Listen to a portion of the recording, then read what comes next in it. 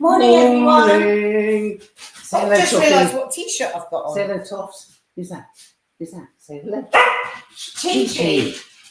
Right, the thing is, I was just saying over on Instagram, folks, they've had a haircut and they cannot stop showing off and going, they want every single person to comment on it. So they probably know there's a lot of you here as well. Look, okay, look. Everyone say how good the haircut is. Look at Chi-Chi in the shop. Look. What about me? All right, come on in, Chi-Chi. Come in. Right, move over a little bit. Come here, Chi-Chi. Come here. Come here. Chi-Chi ran the other side. Oh, but Toffee's like the king of the castle. The queen. Look at the bottom shot. Look at the bottom of the shot.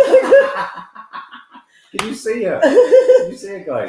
Can everyone please say something about their haircut? Yeah, for God's sake. For God's desperate sake. for everyone to know. I came in last night and they were just going, they were just staring at me like that, just furious. Chi-Chi is literally nudging my arm up like a nutter. She probably knows I'm not going to be able to lift her high enough to show off her hair. She does know that. I think you're going to have to give them straight now. All right. Okay. Yeah. Well, listen, I'm going to leave you with the papers and Mark because I'm watch as Nadia goes through the door over there. Watch Toffee attention change. Go over there. No, I'm going to go and get them. Yeah. Watch. Toffee suddenly Toffee's like. Oh. No, she knows they're not in there. I was going to get you. Yeah. Oh, I was checking. Good morning, everyone. Morning. Welcome to Coffee Moaning.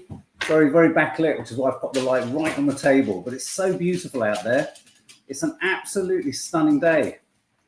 What a pain it's going to be Arctic again next week, eh? I thought this was the arrival of summer. Oh, I've got a toffee hair on my mouth. This. We're going to say. Dogs look so cute, says Linda Holmes. They do. Wait for this. Look. Only dogs with a beautiful haircut are going to get a treat. Can you see them? So sit. Oh my God, Toffee's face, Mark. She's going. Yeah. She's going. What? Sit here. Sit. Go on, Toffs.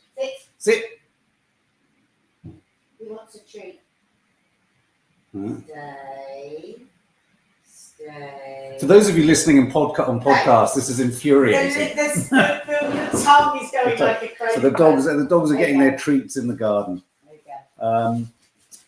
Good evening, good afternoon, good morning, wherever you are in the world. I'm assuming Mangesh Chit, you are not necessarily in the UK.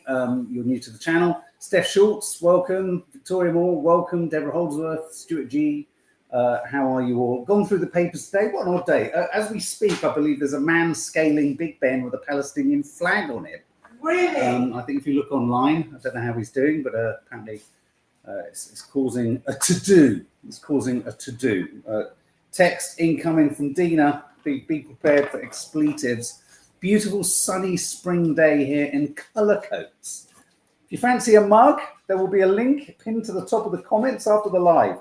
Do subscribe to the channel. Do hang around. We talk about everything and anything and almost everything. Oh my God, the deep draft of coffee beans. Morning, Gabrielle. Morning, Heather Draper. Okay, so the papers. It's a curious selection of stories today. It's like the intensity we haven't. I mean, it was only last week that we had. Was it last week we had Zelensky? It was last week that we had the whole Zelensky fiasco in the Oval Office. Things are moving at such a pace. Shannon Glendinning. Of course, you can have a shout out. You're in a Category 2 cyclone. I'm presuming you're in Australia, right?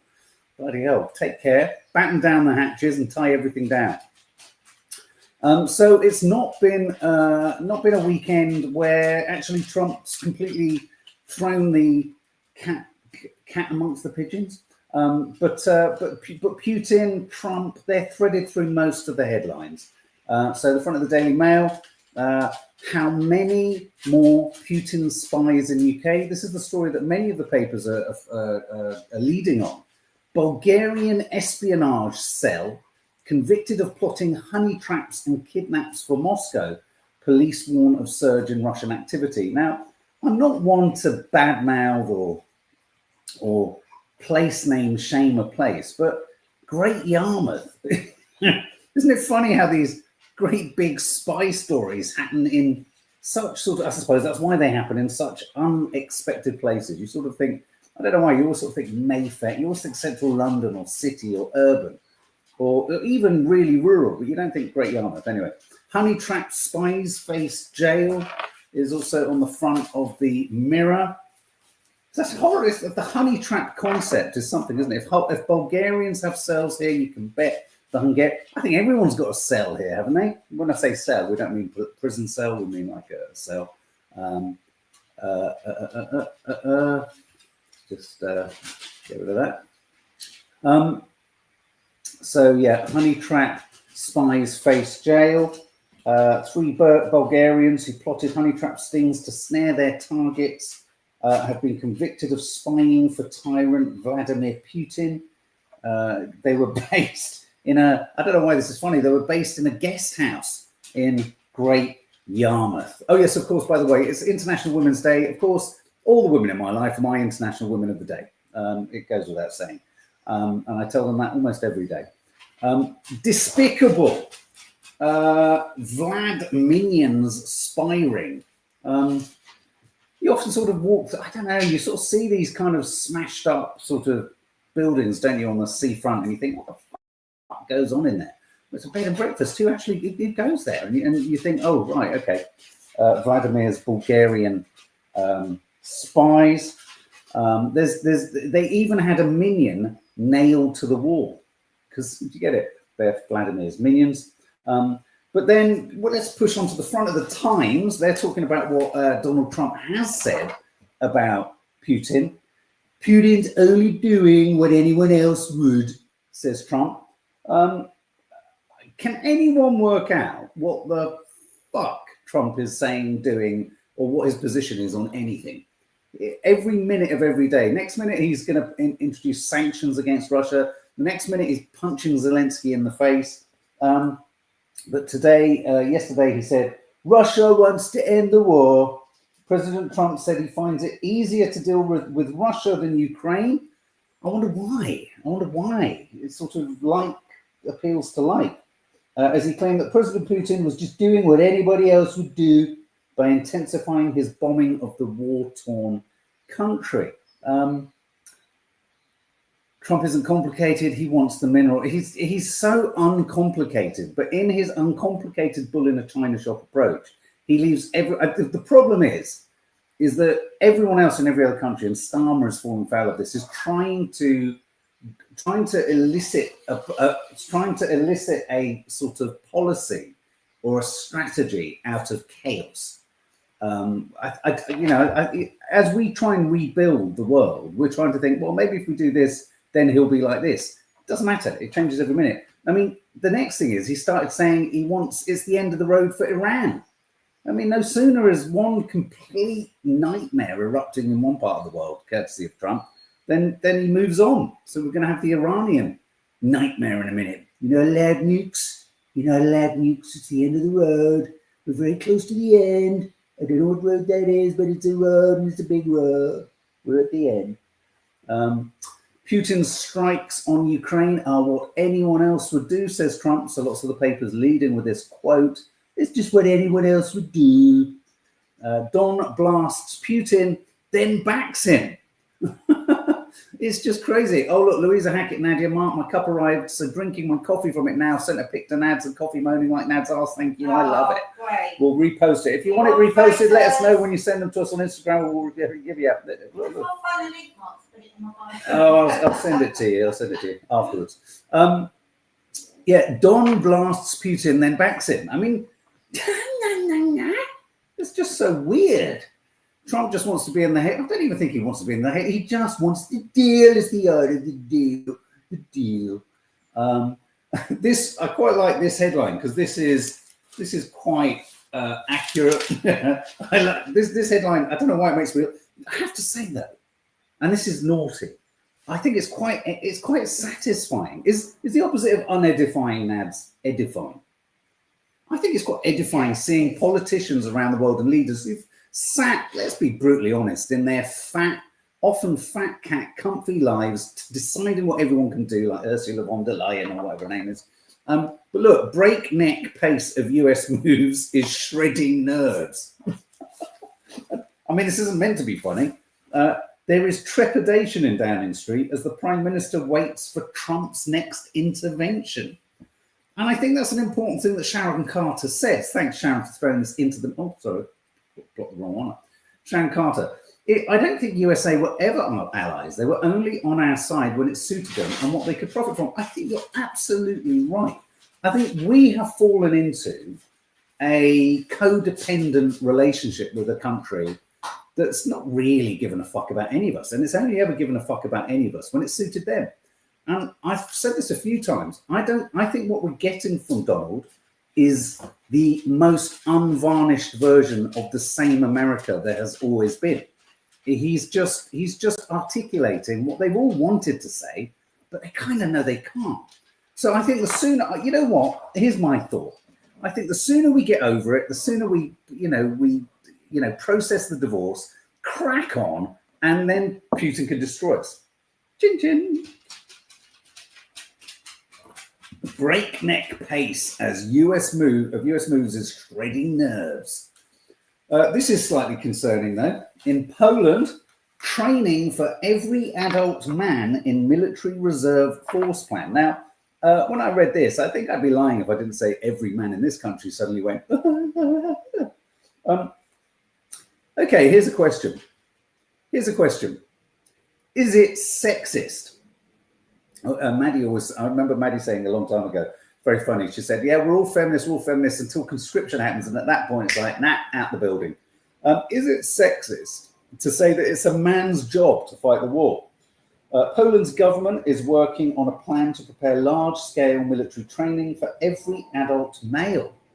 Prime Minister Donald Tusk told MPs the training would create a reserve force adequate to possible threats. He said that women could also undergo training, but he said this: war is still to a greater extent the domain of men. I think it's fair to say wars are more often caused by men. I think Robin Williams once said if women ruled the world, there would be intense arguments and then a month's cooling off period, wouldn't there? There'd be intense debate, intense sort of potential end of the world stuff, but then there would be like a month of cooling off until it all kind of started again. Training says, yes, so I think men around the world are beginning to think, hang on a minute, could we all be called up? This might be the only option left to the West. Every country is in so much debt. Migration doesn't work. The systems don't work.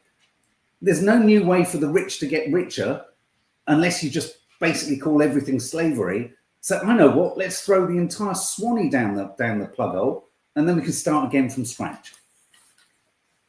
I hate Joe Biden too. Absolutely hate him. I've done that one. Stakes high as Mandelson, our ambassador in the US, and the King fast-track plan for Trump to visit UK. I really think we should, I think we should really let Canada go, don't you know? I don't know what you said, and I don't even think you know what you said. Canada is the 51st state. It's a bit smart that Britain, the Commonwealth, hasn't said anything to defend Canada, don't you think? It's a bit weird. Oh, this is a little headline just hidden away. Elon Musk called a liar, pants on fire, in front of President. Intense arguments apparently have been reported between cabinet members, Elon Musk, Marco Rubio, and Elon Musk having a fight in a cabinet meeting, apparently behind closed doors. Certain people reporting this, though. I think the transport secretary was called Musk a liar. Could we be watching the beginning of the end for the Elon Musk-Trump loving? Who knows? Bride-to-be, moving off global politics, bride-to-be derailed in London as Eurostar halted by a World War II bomb. Now, the thing that struck me as odd about this, I heard this yesterday, this was happening. I think the World War II bomb was uncovered by new work, building work alongside the tracks. But we're worried about a World War II bomb, which stops all transport and everything kind of gets wrecked.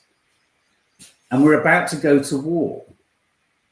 It's kind of curious, isn't it? Which is why I thought this cartoon was quite funny. Don't destroy the bomb. Europe is rearming. kind of ironic. We're petrified of a World War II bomb, but we're about to throw nuclear missiles all over the place.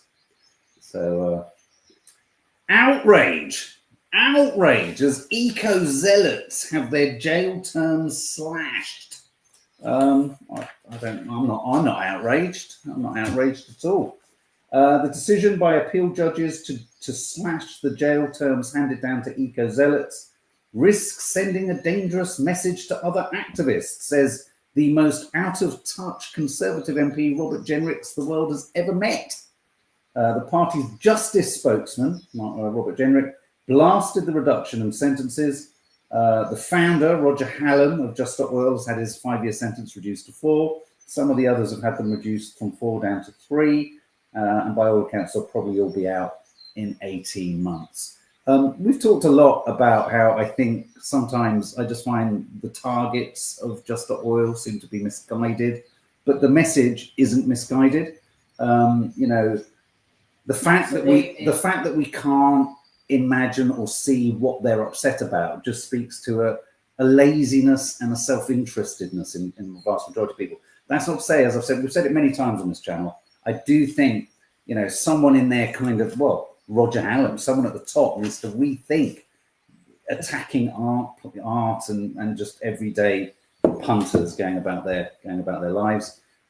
Jail time cut for Eco Mob, M25 demo. When is it hardly they're still in prison for 4 years for protesting. What about all the people, says Heather Draper, who've said hurty words that are still in prison? Oh, I don't know. What about that? Hurty words. Jail time cut. Fury at reduced terms. Isn't it weird? Will we see them as the suffragettes in years to come? If the planet's still here, if the planet's still here. Welcome, Mandy Dennis. Welcome. Toxic potatoes, face slap, taunt, vile, manosphere, misogynistic influencers, the potato heads. They flew to Las Vegas to watch a slapping contest. I don't know if you've ever seen these. Isn't that just about the measure of them? What should we do for some fun tonight? Let's go and see men slapping each other's faces so hard it almost gives them an aneurysm. Maybe it makes them feel more like a man. I think everything they say and do is all catering and accommodating the fact that they are deeply unmale and unmasculine in their own ways. It's just like you can't do more to scream. Like when someone drives by in a loud car and you look at them, I've seen them in central London, you think, oh my God, do you not realise you're telegraphing to the world that you have an issue about your manhood and everything else? What's wrong with these two? Let's go and watch men slap men around the faces. Oh, but anyway, they thought they got to America and got away with it, but a new inquest into their sex trafficking has been launched in Florida. But they thought they'd go to Vegas and have some slapping fun. Gene Hackman and devoted wife died a week apart. This is tragic. It made me so sad. So obviously sad. Gene Hackman struggling with Alzheimer's. His wife, who was much younger, lots of speculation on whether it could have been a sort of suicide pact. The Hollywood star was left living with his dead partner, his wife. She died a week or so before him, after she died of a rat mouse-borne disease. Before him, guys. So she died of hantavirus, is a rare infectious disease which begins with flu-like symptoms and progresses rapidly to severe disease. What if it's like virus disease? Maybe. So she died, and then he, for a week or so, was left, in the distress that he would have been in, given the fact that he was living with maybe he just Alzheimer's. kept thinking she was asleep. Yeah, maybe. But wasn't there tragic a vermin person seen there a few weeks before? Hackman was alive for a week after the wife died. I just can't. Pair died of natural causes. Officials. Maybe he didn't know how to use the phone. Yeah, say authorities in New Mexico yesterday revealed the couple both died from natural causes. Most likely that Betsy Arakawa, his wife, died first. Gene, 95, died days later, with his pacemaker recording this information on February the 17th. Dr. Darrell said the cause of death for Betsy is hantavirus pulmonary syndrome. A post-mortem revealed no other signs of trauma. She also noted that heart disease is a significant aspect of Alzheimer's disease, which will have contributed to his passing away too. Just tragically sad. So sad. Why did his daughters didn't check on him? I must admit, that struck me when you haven't heard from them for a week. But maybe, but do you know what I mean? A, maybe they didn't get on, but B, also maybe such a rare occurrence. The much younger wife, you'd think he's always in good hands, wouldn't you? It's very easy to blame others for things that you're not responsible for, I think. Cinema ads getting even longer and wasting time of film goers. But I don't really understand why this is such a cause for concern. Just go to the cinema a little bit later. I don't know about anyone else, I quite like the settling in time. I mean, I can't stand the repetitious branded content. So like Picture House, I wish they'd just change their own sort of bits. But adverts, I don't really see that many adverts. You see trailers, but just go a little bit later, because if you've got a seat, you've got a seat. I mean, there's a sort of outcry that happens on YouTube. Channels need to be run. They need to pay for themselves. So, advertising, if that's what keeps cinemas going, it's what keeps cinemas going. I don't understand how everyone just sort of thinks it works otherwise. So I don't have a problem with it. And I think it's a time to chat, catch up with everyone, sort your popcorn out, get your seat comfortable and all that. Settling in time. What are you excited about? Hey, Reese. I mean, it's like, yeah. What's she been in? Oh, I don't know. Or if it's Nads, she brings a duvet, a mattress, a pillow, and she settles up for the night. It's nice. It's nice. It's really nice. What have we got next? Chill out. Warm sarnies do taste better. I like this because the other day Nadia made the most fantastic steak sandwich. And we all sat round the table together as we humphed it down. And let's have sandwiches for dinner more often. Yeah, I want one today. And she was concerned. I want to talk you through this little episode. She was concerned that the baguette was perhaps a little bit too hard or too done. And when this thing landed, she'd given it such a bad sell. I mean, I don't know. In fact, she'd done the opposite of what happens to a lot of films at the moment. She'd underhyped it, whereas most films are overhyped and then they're really shit. But she'd underhyped this steak baguette. So we're all sat there thinking, okay, we're all going to get sort of something that tastes like cardboard or something awful. Anyway, we sunk our chops into these baguettes, and I can't exaggerate it to say, I'm not exaggerating, I'm going to say it was the most delectable, sensational, crunchy, you have to make one for everyone now. Soft, succulent. And then just as the crack of the baguette gave way to the mayonnaise and the mushrooms were a tantalizing tease just beneath the meat. No, and the mayonnaise. So when I saw this headline, which said this, chill out, warm sarnies do taste better, I said, fuck food. We need sarnies. We need warm sarnies. And I want one now. So warm sandwiches all around this weekend, especially as it's warm out there, isn't it? It's warm. Yes, please. Sounds incredible, says Karen Edwards. If you want to buy yourself a mug, there's a link in the comments pinned to the top. Like this, look, there's a new one coming that says Nads. We might do one that says something really rude. Mark. What's the next story? Chill out, warm sarnies. BBC, this made me laugh. BBC hires head of belonging.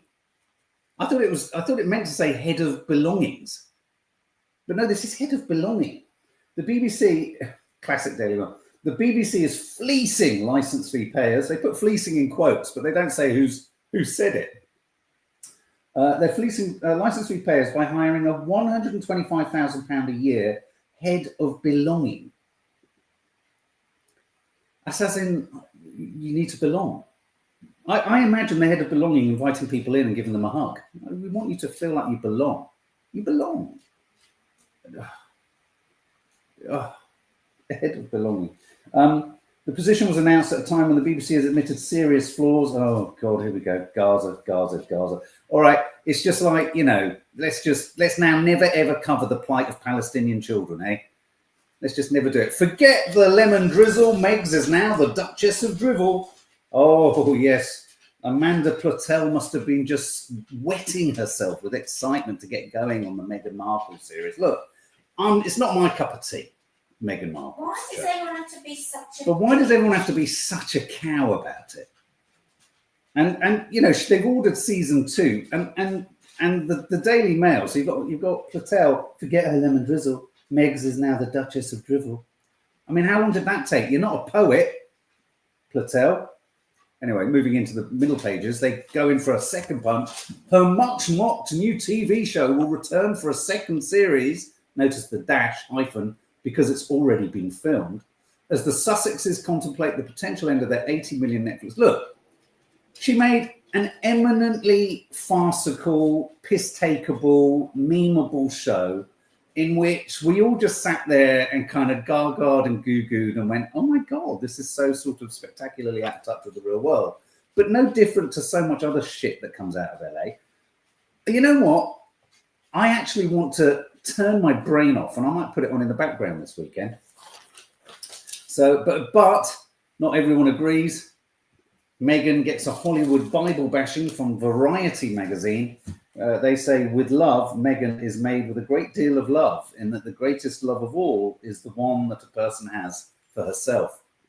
They're very sort of wordy in their sort of criticisms, aren't they? I'd say that most of the people writing these kind of criticisms are themselves wanting a bit of the limelight.